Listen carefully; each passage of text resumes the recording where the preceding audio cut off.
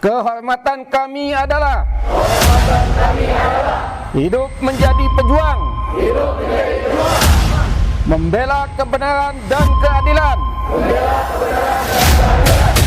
rela berkorban apapun karena Allah semata.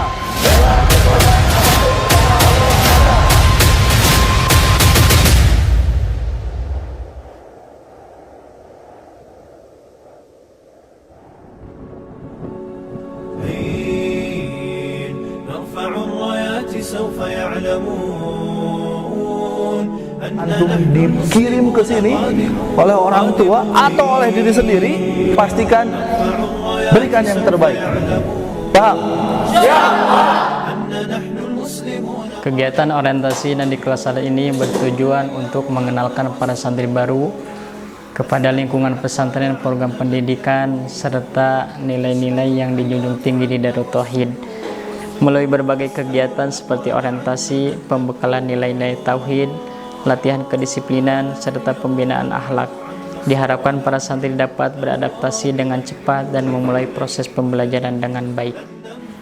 Yang ditekankan dalam orientasi dan diklat yakni pelatihan dalam kepemimpinan dan pelatihan dasar dalam lapangan, di mana mereka bisa menumbuhkan jiwa yang dapat bertanggung jawab, jiwa empati ketika melihat sekitarnya butuh bantuan.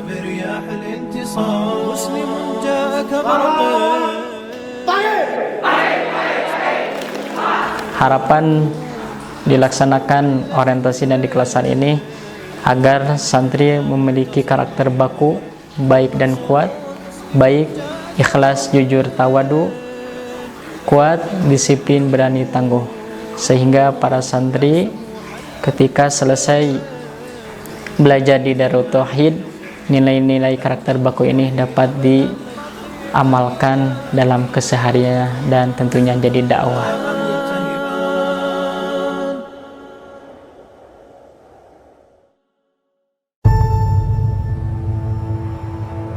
Masih semangat? Baik, kalian akan dibentuk sikapnya menjadi sikap yang patuh, sami'na wa ata'na, dengarkan instruksi dengan baik, laksanakan instruksi dengan baik. Jalannya lewat PBB ini. Jelas semuanya? Baik, 2 langkah kiri. Jalan.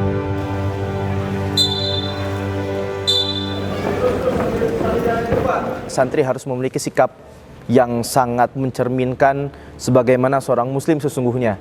Di dalam kegiatan ini, santri selalu diajarkan, selalu ditekankan sikap-sikap untuk memiliki karakter baik dan kuat. Karena mereka insya Allah akan mengarungi pendidikan nanti ketika menjadi santri Baitul Quran, menjadi santri Darut Tauhid, mereka akan kuat menghadapi ujian. Kalau ujian itu spesifiknya ketika mereka nanti murojaah, menghafalkan Quran, nanti mereka mengikuti kebiasaan di Darut Tauhid, mereka sudah ditanamkan ketika orientasi dan diklat. Jadi yang kita lakukan di kegiatan ini adalah untuk mendorong mereka, untuk menempa mereka agar mereka menjadi santri yang memiliki karakter baik dan kuat.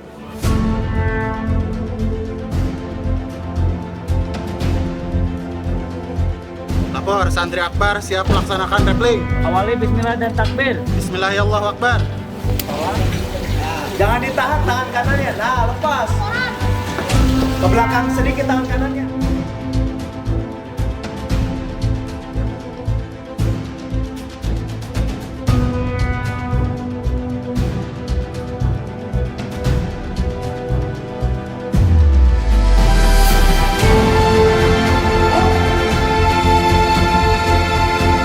Baik, sebelum santri pergi ke lapangan, itu tentunya mereka disiapkan secara fisik dan mental awalnya. Yang pertama, mereka dilatih olahraga, begitu, lalu kesehatan dan lain-lain.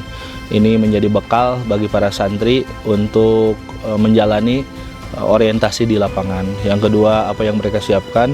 Mereka menyiapkan segala hal, perlengkapan yang akan digunakan di hutan.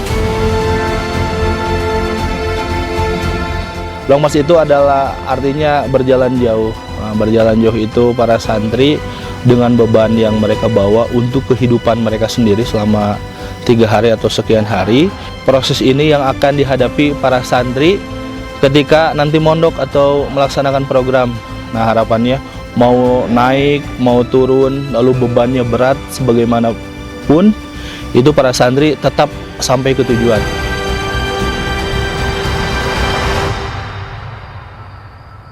Kenapa pilihannya kegiatannya di hutan? Seringkali dalam kehidupan sehari-hari kita sangat minta tolong kepada makhluk. Kalau kita mau makan, kita beli begitu dan lain sebagainya. Tapi ketika di hutan itu mereka dilatih agar minta tolong kepada Allah lebih dahulu, lalu mereka memaksimalkan ikhtiar.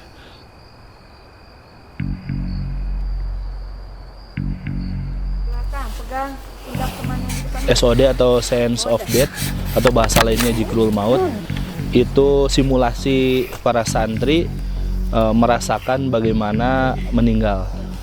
Jadi mereka secara teknis diberikan muhasabah, lalu mencoba masuk ke liang lahat, digunakan kain kafan, lalu kain kafannya ditutupkan dan mereka merasakan gelapnya alam kubur meskipun itu simulasi. Harapannya para santri ini mereka bermuhasabah diri bahwa ternyata hal-hal yang buruk pernah mereka lakukan atau hal kesalahan atau maksiat yang pernah mereka lakukan itu akan dipertanggungjawabkan. Lalu ketika setelah selesai dari Sense of Death atau Zikrul Maut ini, harapannya santri melonjak percepatannya.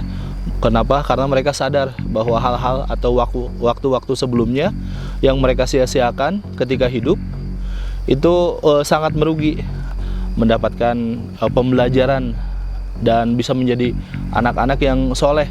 Kenapa? Karena sudah sadar, oh iya, ini dunia ini sementara, lalu penyesalan mereka rasakan.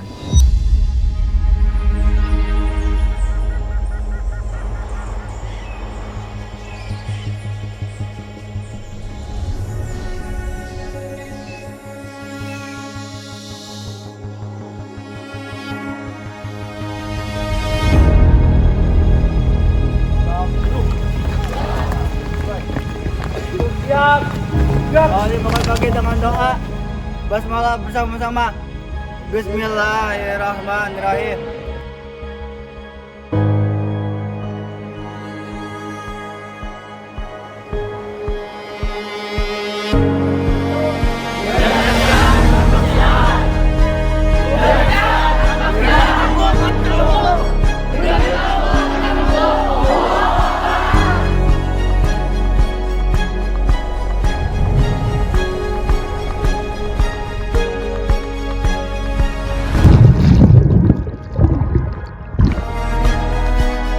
Ketika mereka melaksanakan penyeberangan basah, mereka itu memegang satu tali, lalu mereka meluncur atau berenang sendiri, tidak ada penolong begitu kurang lebih, dan mereka harus berikhtiar dan utamanya mereka akan minta tolong kepada Allah.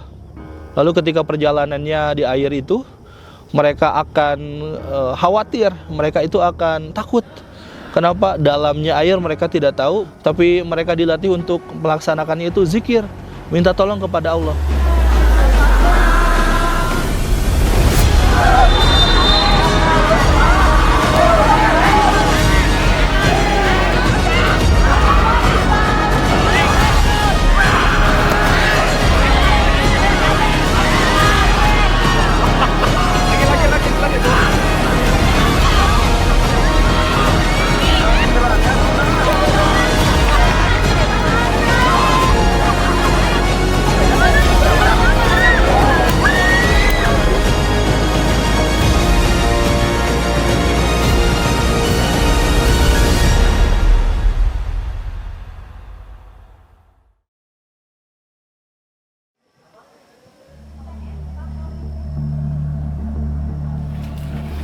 Bisa tidak? Siap. Bisa. Support lagi dengan zikirnya. Para santri dibuat agar mereka meninggalkan hal yang buruk, berani untuk mencoba hal yang baik. Lalu selanjutnya setelah didobrak diri, dia akan melaksanakan bangun diri. Bangun diri itu proses pengisian hati pikirannya begitu. Tujuan dari programnya tercapai.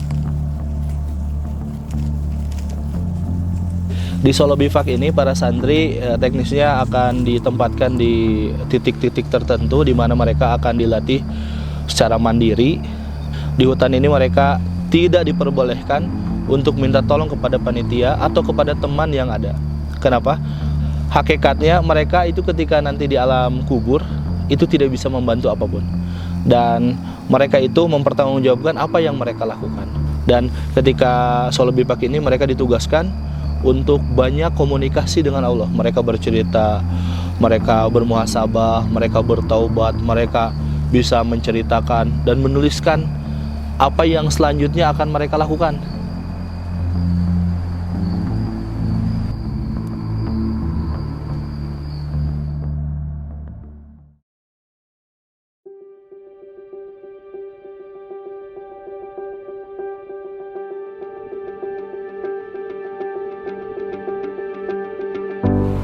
Jadi pentingnya tafakur adik-adik sekalian. Ya, ini yang dilatihkan ke rekan-rekan untuk tafakur malam-malam tuh. Menafakuri kemahabaikan Allah Subhanahu wa taala. Adik-adik dilahirkan dari orang tua yang oleh Allah diberikan keluangan rezeki sehingga bisa ngurus, bisa membiayai sampai ke perjalanan saat ini. Ketika Allah menyukai hambanya, maka hambanya disibukkan dalam kebaikan. Artinya apa? Kebalikannya, orang-orang yang tidak sibuk dalam kebaikan, sesungguhnya dia sedang dijauhi oleh Allah Subhanahu wa taala. Bersyukur rekan-rekan sekalian.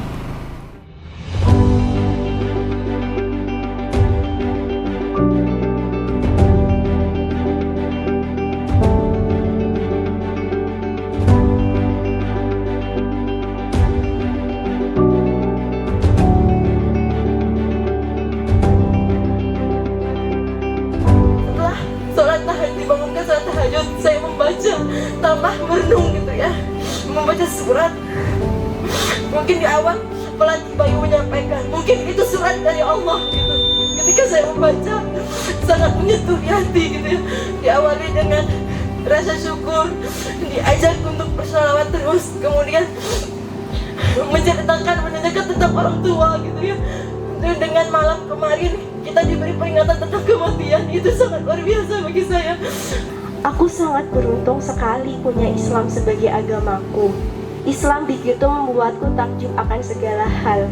Dengan Islam, aku merasa punya SOP dan tujuan hidup yang jelas, terarah, dan sudah pasti terstandar benar. Apa? Maafkan anakmu ini yang selama ini belum bisa memberikan yang terbaik untuk kalian, belum bisa membuat bangga untuk kalian. Tapi yakinlah, Ma, anakmu pasti sukses. Anakmu pasti akan membuatmu bahagia. Alhamdulillah, Masya Allah, luar biasa. Saya awalnya sangat merasa tertinggal karena terasa bahwa menjadi seorang muslim yang semestinya itu begitu khusus gitu, harus lebih tangguh, lebih taat, dan di sini selalu diulang-ulang berkali-kali untuk berzikir dan berzikir, yang mana sebelum masuk ke sini itu selalu dilalaikan seperti itu. Masya Allah, sangat luar biasa, sangat banyak sekali kegiatan-kegiatan yang menarik, yang sangat mampu untuk mendobrak diri kita yang tadinya takut untuk melakukan sesuatu, yang tadinya malu-malu, yang tadinya hanya bisa berdiam diri itu tanpa ada aksi. Tapi setelah kemarin dengan mengikuti program di sini, Masya Allah, Alhamdulillah, saya sekarang bisa merasakan bahwa ketika ingin melakukan sesuatu, ingin menggapai sesuatu, ya kita harus bisa mendobrak diri, bergerak untuk mewujudkannya.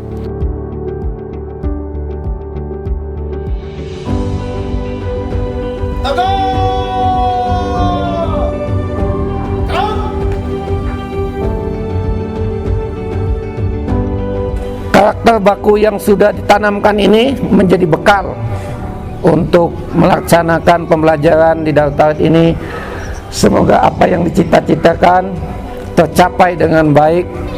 Semoga Allah Subhanahu wa Ta'ala dengan ikhtiar yang sudah dikuatkan, dengan dimantapkan, mudah-mudahan tercapai segala cita-citanya.